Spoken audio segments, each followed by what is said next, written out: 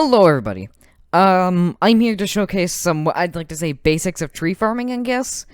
So I made a basics of Xerotex video a while ago, and arguably it wasn't the greatest. There are a lot of mistakes in that video, which I'm very disappointed about. Yeah. If there's any mistakes in this video, and you guys want to point that out, please go on and say that.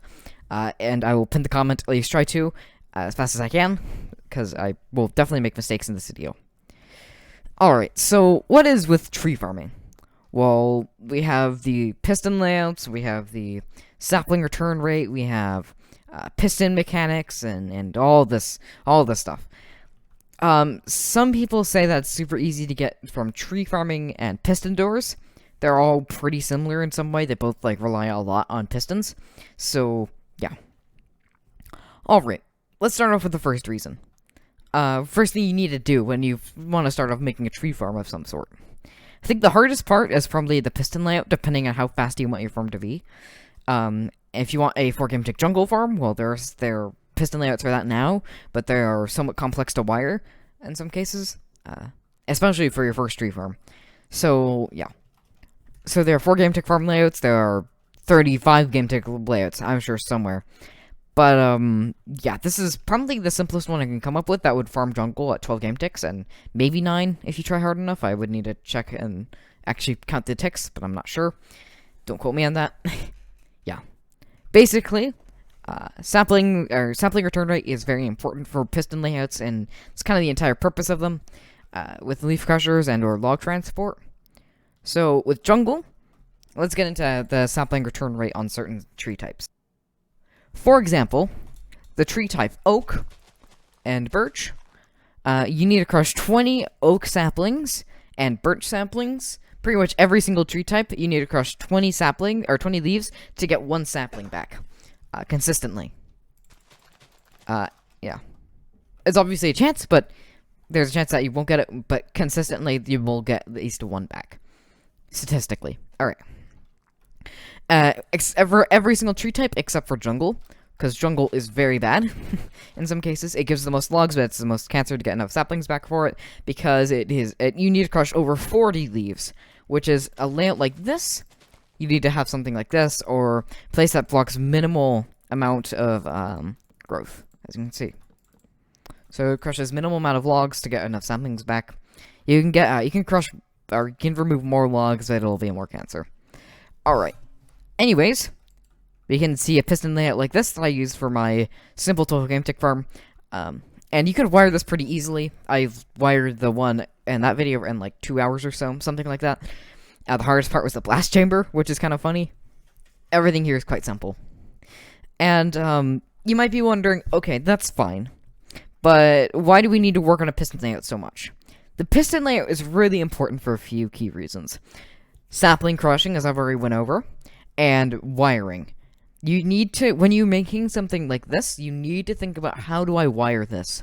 Because wiring something like this is quite annoying. Like, anything like a piston layout. It's cancer. I mean, if you look at piston doors, I mean, you have some very complex piston doors that have atrocious layouts. And people have still found a way to wire them. And I guess, you know, but you also need to make sure that you don't have, like, an impossible layout where you need to, like, have a triple piston extender like this, right? And you need to power it right here, but you can't find a way to power it, therefore it's an impossible layout. Yeah. So there are a few tree types that you need to know. There's oak, spruce, birch, jungle, acacia, and dark oak. I don't know much about dark oak sapling growth. I know Oreo Lamp does quite a lot about it, and knows quite a lot about it, but I don't. I'm not going to be going into dark oak. I am not qualified enough to go into dark oak. So that's why I have not made a dark oak farm yet. Without, like, I don't want to steal another person's layout. Cough cough Oreo's layout. But yeah. So let me just quickly clear out this area right here, and we'll get into sapling growth attempts and stuff like this.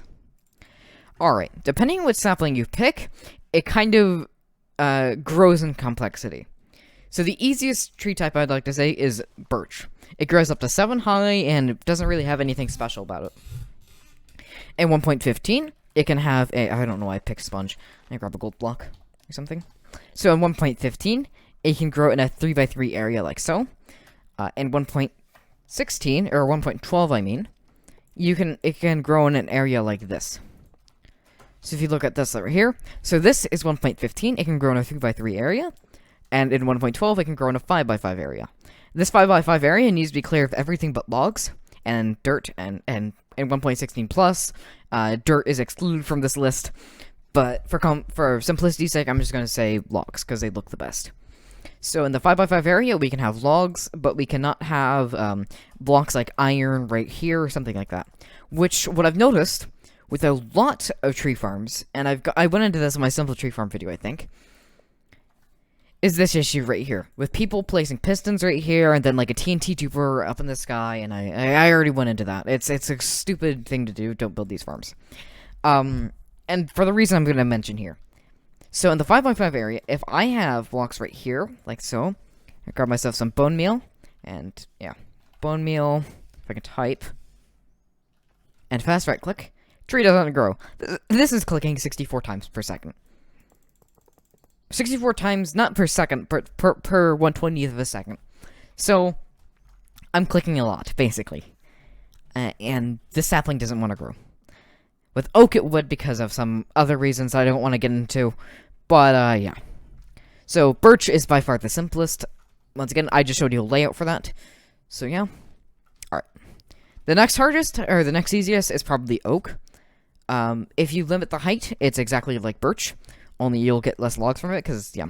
We just limit the height like this, and we grow it. Actually, I think this is 1, 2, 3, 4, 5, 6, 7. That's pretty much perfect. I think you can grow up to 6 high or so, if you limit the height perfectly. Yeah, see, we have something like this, and I don't think it grew another log. No, it didn't. This might be a little bit too high. Don't quote me on this, but, yeah. I think it's something like 6 or 7. I can't remember. Yeah. Alright, so something like this would be pretty perfect. It's pretty ideal for early tree farms and stuff like that. The next easiest I'd like to say is either jungle or spruce. If you want to go with fast, it's probably jungle. Yeah, jungle. With spruce, I think the fastest out there is 9 game ticks. I think there are 7 game tick layouts as well, but the fastest is definitely jungle. Spruce can be kind of annoying at sometimes, and its layouts are kind of complex because you need a folding triple piston extender, which I also forgot to mention that this exists in my basics of Xerotix video. A folding triple piston extender, something that happens like this. So this would be a folding triple piston extender, then it retracts Xerotix, and this, Xerotix, I don't know. So folding triple piston extender, and I think the fastest it can be is 9 game ticks for something like this. And you might be wondering, 7 game tick layout, what the heck, how's it 7 game ticks? It's basically just mirroring another one on the other side, and the same concept as a 4 game tick farm. Anyways, spruce is easier, jungle is easier to farm with 4 game tick farms because it's just, 4 game tick, and it's faster, it's better, it's like 81k an hour, it's, yeah, just better. Either way, the rank is easiest to hardest, so I'd say jungle is easier than spruce, and acacia is the hardest, depending. If you want to go with something like this, then acacia is easier than spruce. For spruce trees, it's something completely different. For spruce trees, the entire 5x5 area needs to be completely cleared out, like this. Right, so this entire 5x5 area needs to be cleared out. Not even logs can be in there, in 1.12. In 1.15, this changed, so logs can be in there, but that's besides the point. So it's basically the same as birch trees in 1.12. Alright, so when it comes to the hardest, if you're in 1.15, this is definitely correct. If you're in 1.12, then the hardest is definitely acacia, depending on what you want to do. If it's something like this in 1.12, then once again, acacia is easier, but yeah. Alright, so let's get into how an acacia tree farm would work. Because acacia, I mean, some people get, like, scared by acacia. Like, I can farm acacia trees. It must be, like, a lot of redstone. The thing is, I didn't learn this until recently, until I worked on my simple UTF. That was, like, the first time I actually attempted, like, I attempted acacia on my own, but it never really worked that well. And this is the first time I fully understood it. So let's just go into, like, a basic layout by Fallen Breath. Because it's just simple, it's easy. Something like this. Alright, I'm gonna cut until I have this done. Alright, so let's get into acacia, because acacia is wonky. Acacia grows in like a plus sign shape thing, like this. So it can grow in pretty much in any of these positions. But that's only maximum of 2 logs per layer. So at one time you only have something like 2, like this, or right here, or right here, or right here. You get the idea, right? Only 2. So let's get into acacia and how to do the sequence for farming it for this specific layout. There are other layouts that use the same exact sequence, like Fallen's 16 game tick UTF and also the perfect timing honey slime universal tree farm. It uses pretty much the same exact concept as this. All right, let's get into it. So we just put 2 logs right here. We fire, fire, fire, and then we push. 3 game ticks later, we push this. 3 game ticks after this pushes, or 16 game ticks after, or 6 game ticks after this piston pushes, or 3 repeater ticks. We fire this side, and that harvests the entire acacia log. Then we can just do push, push, then do something like this. Let me do that again for you guys if you need to see it again. Alright, let's do this again. So acacia is a little bit more complex because of this reason. Let's do it on this side now. We basically just push all these front pistons all at once. So this is game tick 0 on to game tick 3. That's all good. Then we fire this piston right here. 3 game ticks later or so, we can fire this piston, like so, which pulses this. Then 3 game ticks after this piston fires, we fire this. And then all of a sudden we have a working acacia layout. So basically, we only delay the second extension of these pistons right here. So when these pistons are right here, we just delayed this extension. And that's extremely important. Extremely important, right? And I'll get into that why. But, yeah. So the reason why we have to pulse all these at once and we can't just delay the entire extending system, which is arguably easier, is because of one reason. And one reason only. Alright. It's literally this exact setup will break the system. Because of these 2 acacia logs. So let's just do the idea I was saying before. We basically just pulse this and we don't push this at game tick 0. We push it at game tick 6. So let's just fire this and then this works, right? But then this pulse always needs a, here. This piston pulse right here should at least have always pushed an acacia log. If there's 2 logs on that layer, it should push at least 1. At least 2. All of them, right? In this case. But when we do this then, and we fire this side, well, obviously we already have a broken area. We already have a broken farm, right? Gone. And that sucks. Sucks a lot. That way, this entire wiring is bad already. Like, it doesn't work. So, to fix this issue, is to just do this thing I was talking about before. Firing all of these all at once. Like so. And then we fire this. Then we fire this. And that works. And then all of a sudden we have a working system. And the basic reasoning because of that is because no matter where we have 2 logs right here, it'll always be pushed at least 1 into the center. So when this side fires, it'll just push it across. Right? Oh, man. And then we have the same exact system. Right? And that's the basics of acacia. Acacia is not really too hard as soon as you wrap your head around it. Alright. That's it. That's it. Alright. And then we go on to bottom sections for the tree farm. Bottom sections are a little bit more complex, but I'll see you in a little bit. Alright, now we have the bottom section of tree farms. This is a little bit simpler than everything else. However, it is still somewhat complex. Alright, let's get into it. So we have 2 pistons like this, and we have our, let's just use a log of some sort. Let's just use an oak log. So it blends with dirt, birch.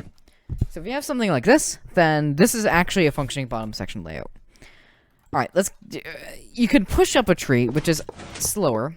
I can show a clip of that working right now, maybe. If not, then this is what it looks like. You basically just push up a tree when you have something like this. You just have redstone dust right here. When a tree grows, you just update the piston. All of a sudden this goes, and then you just deactivate it as well. That's pretty much all it does. And yeah. So then that's how you make a functioning one. Kind of. So this is arguably the worst and not a great system because of just acacia. And also it has a 6 game tick planting speed delay, which is pretty slow actually. Basically, whenever you have an acacia tree, instead of the 2 logs per layer, it's actually 3 logs per layer, which is a lot more, a lot slower. It takes at least 6 more game ticks, which is annoying. And you just don't want that. Yeah. All right. Anyways, let's get on to this layout, which is just adding an extra piston right here. And you're probably wondering, oh wow, you're just gonna push up the tree. Well, the thing is, the difference is, in this case, you don't actually want to update this piston until later on. So when we have a piston right here, and piston, not pink wool. One piston right here, and we just have something like this, right? So when we have something right here, we basically just want to activate this, which would then add this, and then while this is redstone dust is here, we deactivate this, and we repower it, like so. And let's see this in this sort of motion. We retract, push, push. And then this is basically it. The fastest this can be is 3 game ticks, and it's actually super easy to wire with 3 game ticks. Alright, yeah. Anyways, after that, you have the same issue as other farms, of course. So, now we have a different layout, which I use inside my 4 game tick farm video. Yeah, my 4 game tick tree farm, birch tree farm, this. So we basically 0 tick, 0 tick. And the fastest this can be is 3 game ticks as well. However, the dirt sapling right here, will be free for basically, will be free for everywhere. Like, there's never a block here if you time it correctly. So that's incredibly important. So something like this is incredibly important because obviously when you power, if you have just something like this powered all the time, then as soon as you retract this block, you'll be able to plant a sapling. It's actually pretty nice.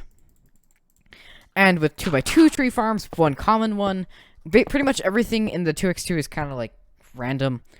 Either you do it by yourself or you don't. I don't know. I don't know. With my 2x2's first tree farm, it was a little bit more complex because I used something like this. Then a piston right here. A piston right here. And this is like to remove these 2 logs instantly as long as you place a 0 tick. Yeah. And then you can have something like this. Or, yeah. Kind of, yeah. Something like this, or, yeah, you get the idea. And that will basically harvest these 3 logs, and then you still need to get this one done. But that's pretty straightforward. Either way, that's 2x2 and 1x1 tree bottom layout sections. There are other bottom sections that you can use, however, those are just the most common ones. And of course, there's one where you just don't have a bottom section, you just let the piston go straight across, and, like, the main log pusher just push the log across, which is slower. But, yeah. Alright, for the last section of this video, I'm here to introduce the detection circuitry, because detection is important. Alright, so with detection, this is like the standard thing. If you even want to go with detection, you can use a piston right here, or you can use leaf detection, or push limit detection, or pretty much anything. So there are like 3 main ways, actually 4 technically. If you want to use a clock farm, then you use a clock and power the farm, but that's not recommended for very slower farms. It's only really useful for 8 game tick and 4 game tick farms. But that's besides the point. Anyways, basically, the most standard way is to do something like this and use slabs right here, and then maybe redstone dust or something. And then when there's a block right here, you update it, and when there isn't, you update it again. That's pretty much it. It's just using QC. This doesn't work in Bedrock Edition. If you're in Bedrock Edition, I think you can use something like this. But I'm not sure. I don't know about Bedrock mechanics because I don't play Bedrock. And there's also leaf detection.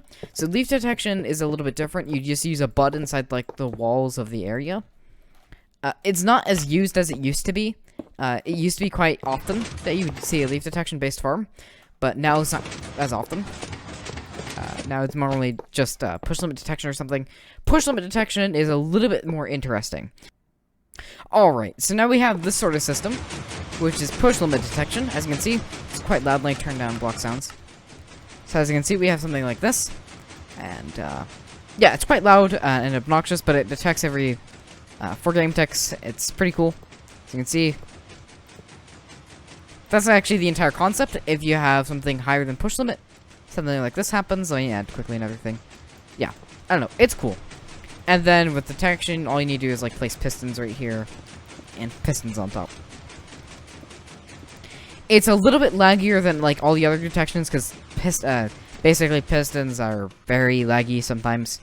Go right here, then these pistons start firing. Remove them. Yeah, see? Basically, push limit detection. It's neat.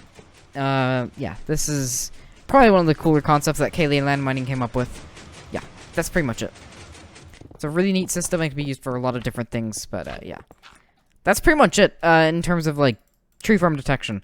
It's QC and stuff like that. It's normally QC, push limit detection, or leaf detection, or clocked-based farms. Anyways, if you guys have enjoyed this video, please leave a like. If you guys want more videos, please subscribe. I'll see you guys next time. Bye-bye!